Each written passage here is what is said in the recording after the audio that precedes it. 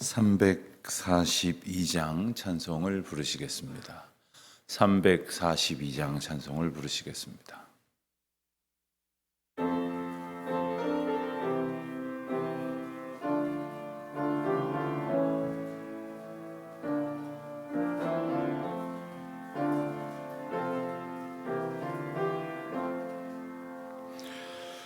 너 시험을 당해 죄 짓지 말고 너 용기를 다해 곧 물리치라. 너 시험을 이겨 새 힘을 얻고 주 예수를 믿어 늘 승리하라. 우리 구주의 힘과 그의 위로를 빌라. 주님 내 편에 서서 항상 도우시리. 내 친구를 삼가 잘 선택하고 언행을 삼가 늘 조심하라. 너 열심을 다해 늘 충성하고 온 정성을 다해 주 봉사하라.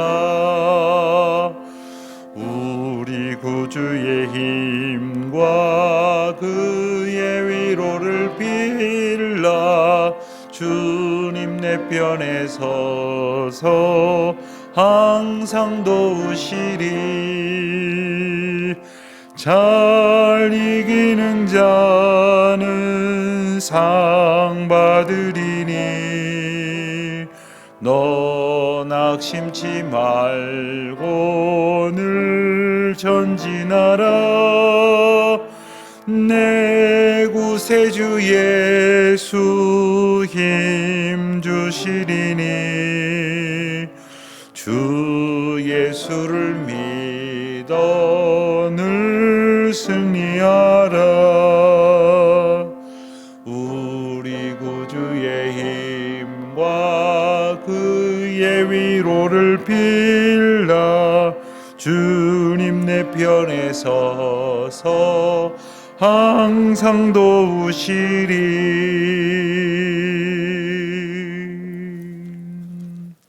기도하시겠습니다.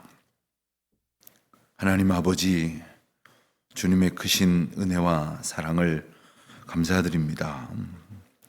오늘도 하나님의 인도하시고 저희들을 생명 가운데로 초청하시는 크고 놀라우신 주님의 사랑 안에 있게 하여 주셔서 이 아침도 이만큼의 건강과 믿음과 저희들에게 이와 같은 형편을 허락하여 주셔서 주님 앞에 나와 기도하게 하시니 감사를 드립니다. 저희가 늘 건강하지만은 못하고 다 건강하지만은 않지만 이처럼 주님의 전에 나와 기도의 생활로 하루를 시작할 수 있도록 인도하여 주셨사오니 저희들의 하루하루가 또 날마다의 삶이 주님 앞에 마땅히 기도하는 일을 이어갈 수 있도록 주님 긍휼을 베풀어 주시기를 기도드립니다. 저희는 때로 건강의 문제로 염려할 때가 있습니다. 또 주변에 건강의 문제로 고통하는 이들을 보게 됩니다. 또 심각한 상황 속에서 생명의 의미를 생각하게 될 때도 참 많이 있습니다. 하나님, 저희가 언젠간 그렇게 지금보다 더 연약해질 때가 있을 것인데 그때 오히려 믿음으로 그 모든 형편을 찬송 가운데에 넉넉히 이겨낼 수 있도록 믿음 위에 믿음을 더하여 주시옵시고 오늘도 그 믿음의 은혜로 살아가는 기쁨으로 충만케 하여 주시기를 기도하옵나이다. 하나님, 저희의 삶 가운데에 어찌할 수 없는 고통이 있습니다. 슬픔이 있습니다. 아픔이 있습니다. 두려움이 있습니다. 근심과 염려가 있습니다. 하오나 저희가 연약한 것을 깨닫게 하셔서 주님만을 바라고 의지하게 하시오니 그 모든 상황 속에서 주님께서 저희들에게 일깨워 주시는 말씀의 은혜와 또한 저희 안에 역사하시는 성령의 인도하심을 늘 놓치지 않게 하여 주시기를 기도하옵나이다. 때로 저희들이 시험을 당할 수밖에 없을 만큼 연약한 중에 있습니다마는 넉넉히 견디게 하시고 말씀을 통해서 이겨낼 수 있도록 인도하여 주시옵소서. 시험을 당할지언정 그 가운데에 결코 패배하지 않도록 주님 저희를 도우시옵소서. 저희를 견디게 하여 주시기를 기도하옵나이다. 지난날 저희들이 그 많은 영적인 시험 가운데에서 또한 이 삶 속에 저희들을 격동케 하던 많은 문제들 앞에서 견딜 수 있도록 도와주셨던 은혜를 추억하게 하시고 오늘도 그 은혜 가운데에 살고 있음을 기뻐하며 찬송하게 하여 주시기를 기도하옵나이다. 하나님, 슬픔 가운데 있는 이들을 위로하여 주시옵소서. 두려움 가운데 있는 이들을 평안으로 덮어 주시옵소서. 오직 주님 앞에만 소망을 두고 오늘을 살아가게 하시되 오늘을 내일을 향한 준비의 시간으로 주님께서 이끄시는 그 은혜에 합당한 응답으로 살아가게 하여 주시기를 기도하옵나이다. 자녀들을 위하여 애쓰는 어머니, 아버지의 기도 가운데에 그 헌신과 수고 가운데 섬김과 노력 가운데에 하나님의 긍휼을 베풀어 주시옵시고 날마다 주님이 함께 하시는 기쁨의 수고가 되게 하여 주시기를 기도하옵나이다. 하나님, 오늘도 하나님의 은혜 가운데에 저희들이 어디에서 무엇을 하든지 특별히 저희가 감당해야 할 일을 감당케 하실 때에 찬송 가운데에 그 일을 누리게 하여 주시옵시고 주님의 기쁨이 되는 감격으로 충만케 하여 주시옵소서. 성전 건축을 위하여 애쓰고 수고하는 우리 건축위원회를 축복하시고 특별히 설계의 과정 가운데 있사온데 여러 가지 어려운 여건 중에서도 가장 합당한 아름답고 그리고 유익한 그러한 결론이 이 건물을 통해서 드러날 수 있도록 주님께서 친히 간섭하시고 역사하여 주시기를 간절히 기도하옵나이다.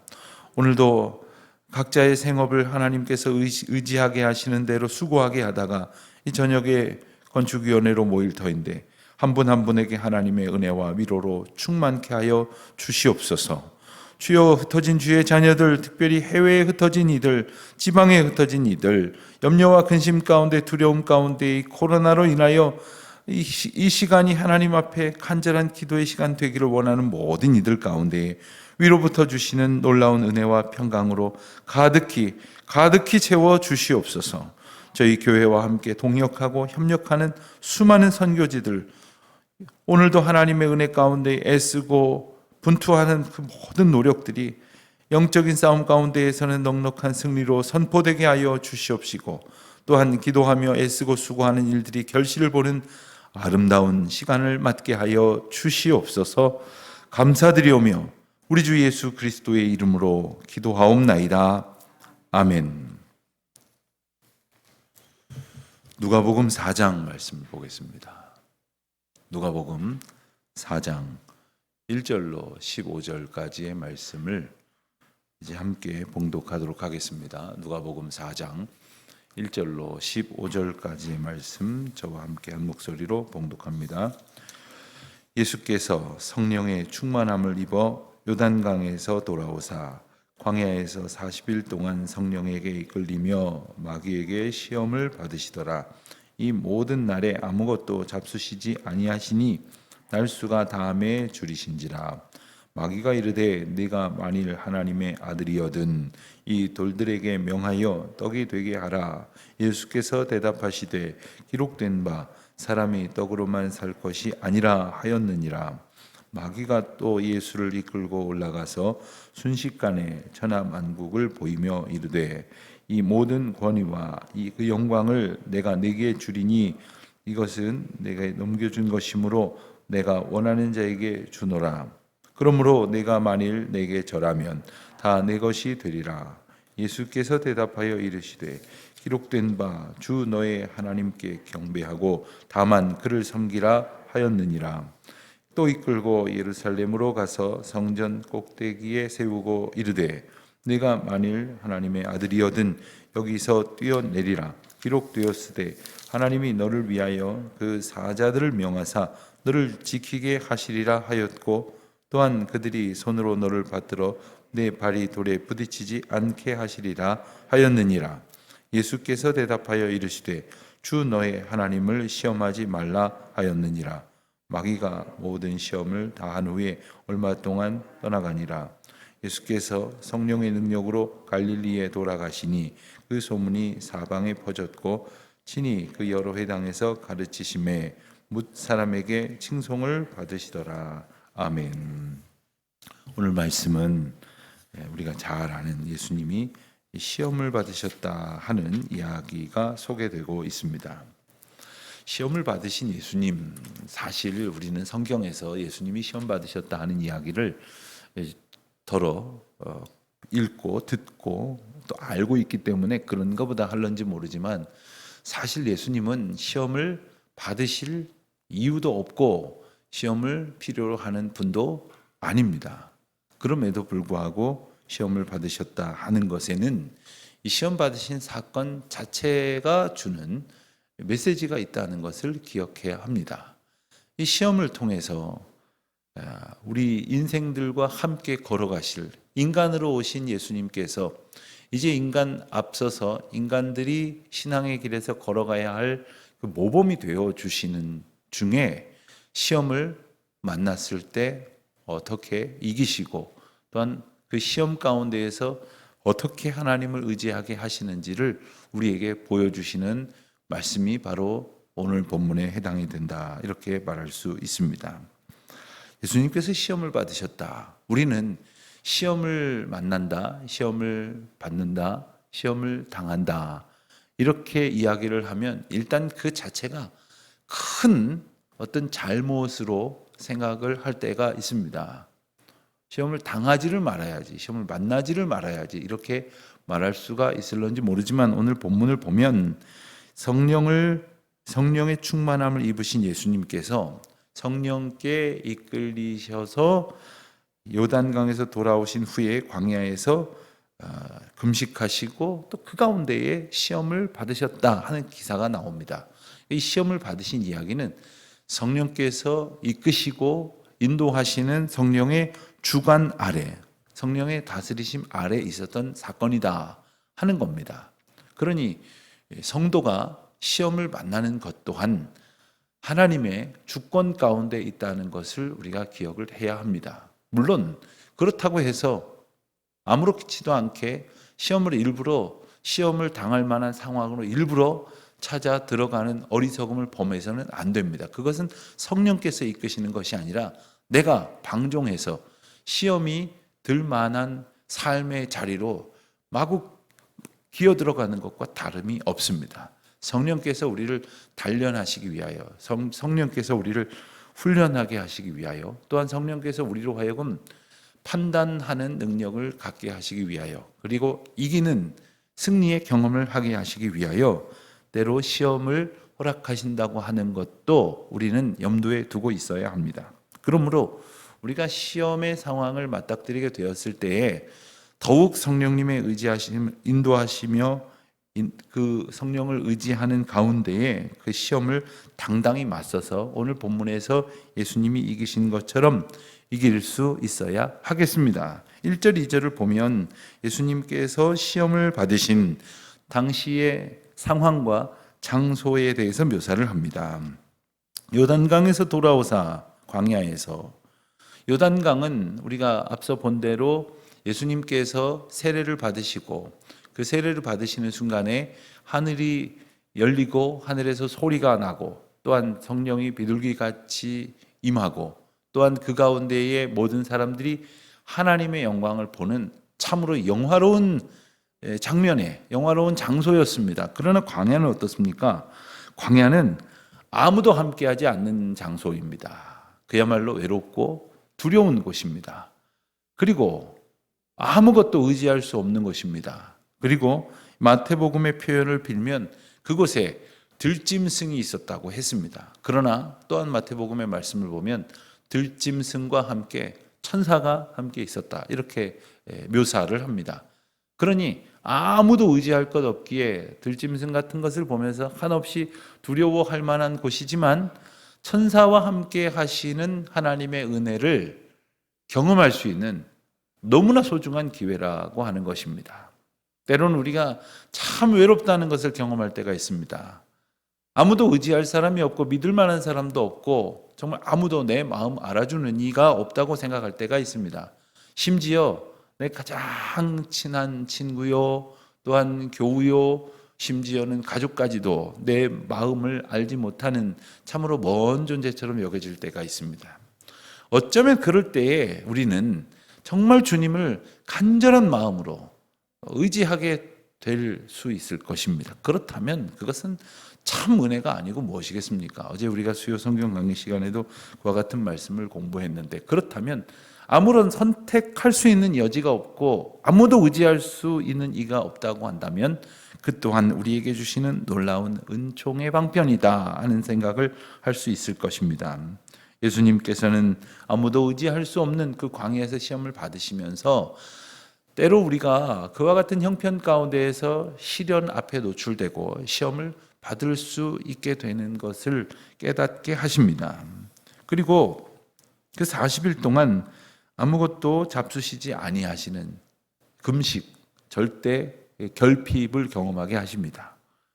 여러분 사정이 있으셔서 혹시 기도하시는 중에 혹은 작정하신 바를 두고 하나님 앞에 금식하며 기도해 보신 적이 있으시다면 이 금식 기도가 얼마나 어려운 것인지를 아실 것입니다.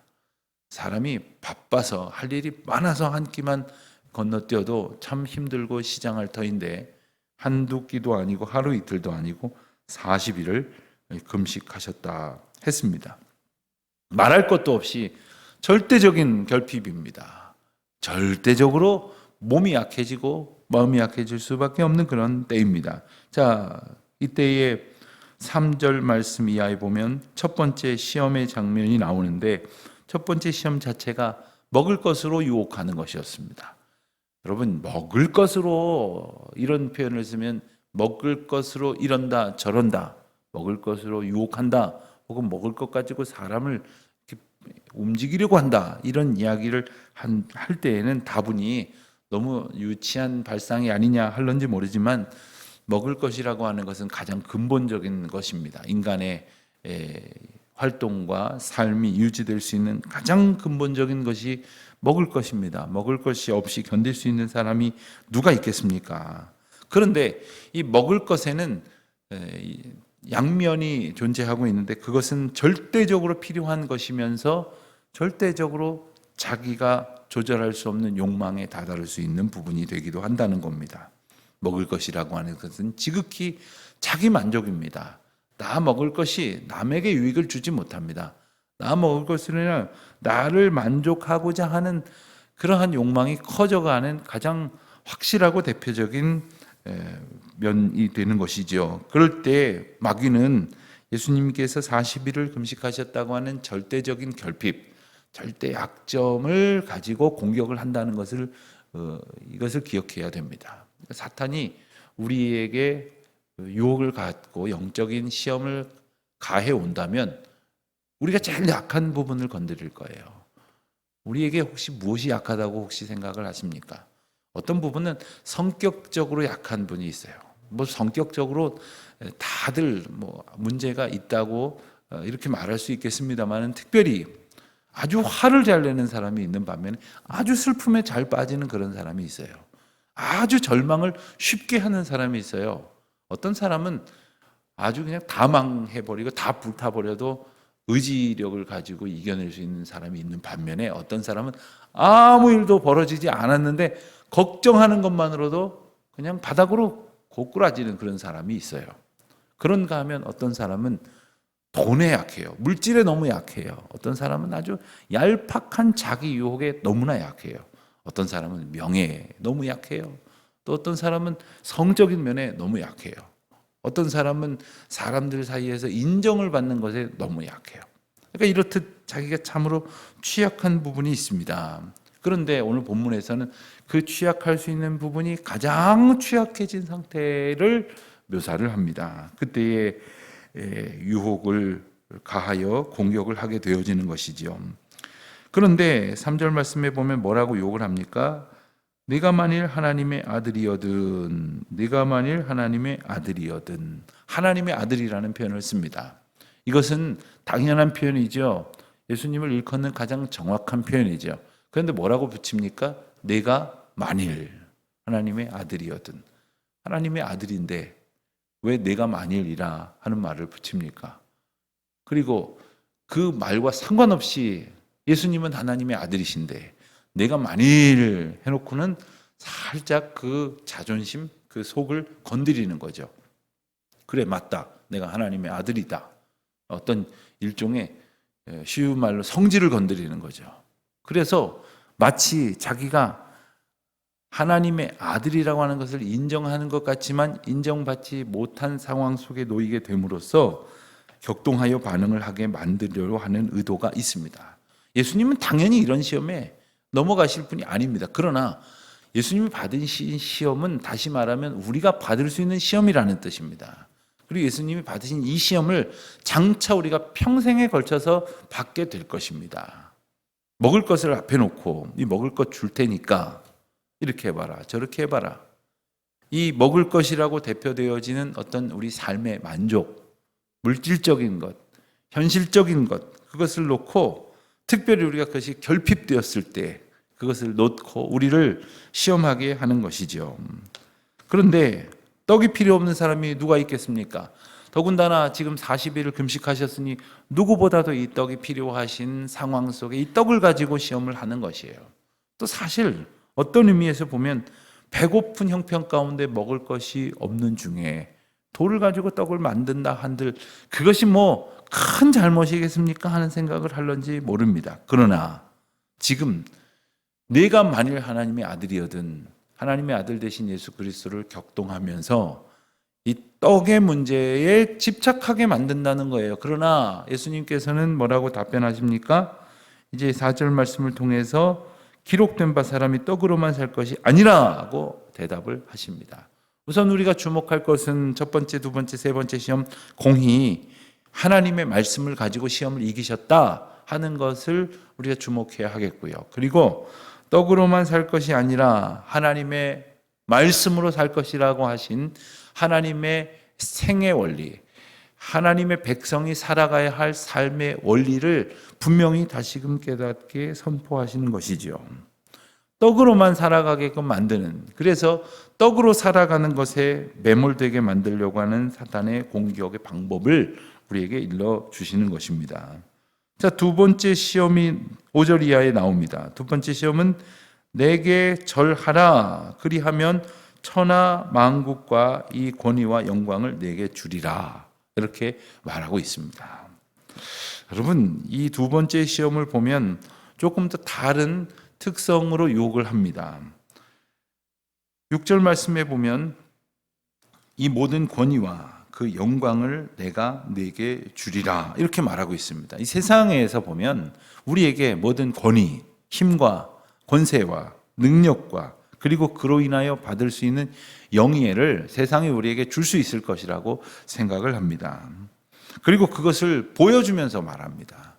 우리가 이 세상을 살면서 때로는 그 모든 것을 보면서 이것을 갖고 싶어 하는 마음, 어떻게 하면 이러한 권위를 가질 수 있는 지위에 오를까라는 생각을 하게 만드는데 그때 마귀가 우리에게 유혹을 하기를 하나님만 의지해서 될 일이 아니라 내게 절하면 이것을 주리라, 이건 내 거다라고 말하는 겁니다. 두 번째 유혹의 핵심적인 전제는 뭐냐면 마귀가 말하기를 이게 내 거라는 거예요. 내게 쥐어진 것이기 때문에 내가 너에게 줄 수도 있고 주지 않을 수도 있다는 식으로 이야기를 하는 이 유혹이 핵심입니다. 우리도 세상에서 모든 것이 주님께 속해 있다고 말은 하지만 사실 실상은 명예를 얻는 것도 권세를 얻는 것도 세상에서 아주 영광스러운 칭찬을 듣는 것도 다 마귀가 주는 것이냐, 즉 세상이 주는 것이냐, 내가 여기다 절하면 얼마든지 얻을 수 있는 것이냐 그렇게 생각하게 만든다는 거죠. 두 번째 시험에 대해서도 예수님께서는 8절에 보는 대로 기록된 바 주 너의 하나님께 경배하고 다만 그를 섬기라 하셨습니다. 이 또한 신명기 6장 13절에 나와 있는 말씀을 가지고 대응하셨다는 것이죠. 뭡니까? 오직 하나님께만 경배하라. 오직 하나님께만 영광을 돌리라. 여호와만을 섬기라 하신 그러한 첫 번째 계명을 어기라고 하면서 유혹한 사탄에게, 마귀에게 하나님의 말씀을 가지고 마땅히 무찔르셨고 무찔르는 본을 우리에게 보여주셨다는 거죠. 우리가 높이고 우리가 영광을 돌리는 대상은 오직 예수님, 오직 하나님 한 분뿐이시라는 것을 다시 한번 확인하게 해 주십니다. 자, 9절 이하에서 보면 세 번째 시험이 나옵니다. 세 번째 시험은 10절 이하에서 보면 성전에 가서 아예 성전 꼭대기에 세우고 그 시험을 하게 됩니다. 첫 번째 시험은 광야에서, 그리고 두 번째 시험은 예수님을 높은 곳으로 데리고 올라가서 천하 만국을 보여주면서, 그리고 세 번째 시험은 성전 꼭대기에 세우고 그렇게 시험을 합니다. 성전에서까지 이 마귀의 시험, 마귀의 준동이 일어난다고 하는 것을 좀 주목할 필요가 있습니다. 하나님의 임재를 상징하는 성전에서 하나님의 인도하심과 전혀 반하는 그러한 교묘한 수법으로 시험을 합니다. 또 다시 9절 하반절에 보면 내가 하나님의 아들이거든 여기서 뛰어내리라. 하나님의 아들인데 하나님의 아들이거든 뛰어내려 버려요. 그러니까 하나님의 아들을 입증하게끔 교묘하게 만드는 거죠. 자, 그랬을 때 다시 10절 말씀을 보면 기록된 바 하나님이 너를 위하여 그 사자들을 명하사 너를 지키게 하시리라 하였고 또한 그들이 손으로 너를 받들어 내 발이 돌에 부딪히지 않게 하시리라. 이런 말씀이 나옵니다. 이 말씀은 예수님께서 하신 말씀이 아니라 사탄이 인용하는 이야기예요. 그러니까 사탄이 세 번째 시험에서는 성경 구절을 가지고 인용을 해요. 이 말씀이 시편 91편 11절 12절 말씀인데, 때로는 우리를 시험을 할 때 사탄이 쓰는 방법은 전혀 황당하게 다른 곳에 데려가서 다른 방법으로 유혹을 하는 것이 아니라 아예 성전에서, 성전 꼭대기에서 또한 하나님의 말씀을 교묘하게 인용해 가면서 이 비슷하게 보여지는 것을 가지고 우리를 유혹을 합니다. 성경 말씀을 가지고 유혹하는 그 많은 사이비 이단들을 우리가 봅니다. 그들이 어쩌면 우리를 공격해오는 그 이단 사이비들 중에는 성경 말씀 가지고 우리랑 얘기해 보면 기성교회의 성도들이 맞설 수가 없을 정도로 성경에 통달하는 경우도 많이 있습니다. 그러나 그것은 하나님의 백성을 하나님의 법도 가운데 살지 못하도록 넘어뜨리려고 하는 그런 그들의 고도의 계략이고 준비인 것이죠. 예수님 어떻게 대답을 하십니까? 12절 말씀을 보면 주 너의 하나님을 시험하지 말라. 사탄의 시험이 바로 주 너의 하나님을 시험하는 것이요, 또한 하나님의 말씀을 가지고 시험하는 그 모든 것이 하나님을 시험하는 것이라고 분명히 선포하십니다. 그리고 마귀가 모든 시험을 다한 후에 예수님께서 승리하시자 얼마 동안 떠나니라 했습니다. 이 얼마 동안 떠나니라는 말은 무엇입니까? 사탄이 아주 떠나가 버리는 것이 아니라는 거예요. 우리가 때로는 시험을 이겨도 얼마간은 떠나가 있을지 모르지만 또 공격에 온다는 겁니다. 얼마든지 우리 인생들은 사탄의 이 시험과 유혹에 노출될 수밖에 없는 것이고, 그러나 걱정할 것이 없는 것은 날마다 노출되고 날마다 공격을 받는다고 해도 우리 주님께서 말씀으로 이기신 것처럼, 성령과 동행하심으로 이기신 것처럼 날마다 이기게 하시는 은혜를 얻게 될 줄로 믿습니다. 시험을 이길 힘은 우리에게 없습니다. 여러분, 아무리 사람들 중에 대단한 믿음의 소유자라 할지라도 굳이 표현을 하자면 아무리 약한 사탄도 못 이겨요. 그러나 아무리 약한 사람도 하나님만 의지하면 사탄 전부가 덤벼들어서 유혹한다 해도 넉넉히 이겨낼 줄 믿습니다. 이것이 영적 싸움의 원리입니다. 우리가 싸우는 건 이길 수 없는 싸움을 하겠다는 거예요. 다만 우리 안에 계시는 성령께서 우리와 동행하시고 우리를 다스리시고 우리를 인도하실 때 그 영적 싸움에서 이겨낸다고 하는 것이죠. 예수님께서는 시범을 보여주신 겁니다. 절대 시험을 당할 이유도 없고 그리고 시험을 당할 필요도 없는 분이 우리를 위해서 시범을 보여주신 것이에요. 이러한 유혹이 온다 할지라도 말씀으로 이겨내라. 성령님 의지하는 가운데 성령님의 도우심으로 말해야 될 것이 생각나게 하시고, 그리고 선포해야 할 말씀이 입에 붙어 나올 수 있도록 하나님의 사람으로 온전케 세워지게 하시기를 원하셨던 것이지요. 자, 그러고 나서 보니 이제 14절 15절 말씀에 본 대로 예수께서 성령의 능력으로 갈릴리에 돌아가시니 그 소문이 사방에 퍼졌고 회당에서 가르치심에 무사람의 칭송을 받으시더라. 그렇습니다. 예수님께서 세상을 이기신 것도 성령의 능력이고, 그리고 그 일을 감당하게 하시는 것도 성령의 능력이었습니다. 사랑하는 성도 여러분, 오늘도 우리가 이 하루의 삶을 살아갈 때에 여러 가지 시험이 또한 있을 것입니다. 크고 작은 시험, 어떤 것은 별것 아닌 것 같아서 이거 이 정도면 내가 이겨내지 할 만한 시험도 있지만, 오히려 그런 것이 우리를 넘어뜨리게 하는 경우가 있어요. 연세 많으신 분들 보니까 아주 사소하게 다치시더라고요. 그러니까 이제 살짝 얼어있는 길을 걸을 때는 오히려 조심하는데, 그냥 눈에 보일 때 아무렇지도 않은 길을 걸을 때는 방심하다가 넘어지는 거예요. 언제나 우리가 주님을 의지하면 큰 시험이든 작은 시험이든 별것 아닌 것이든 언제나 주님의 도우심을 힘입어서 살아가게 될 것입니다. 그리고 내 지혜, 내 능력, 내 인격으로, 내 권위로, 내가 가지고 있는 세상의 명예로 이기는 것이 아니라 오직 주님의 말씀과 성령의 인도하심으로 넉넉히 이겨내시는 우리 모두가 되시기를 축원합니다. 기도하겠습니다. 하나님 아버지, 감사합니다.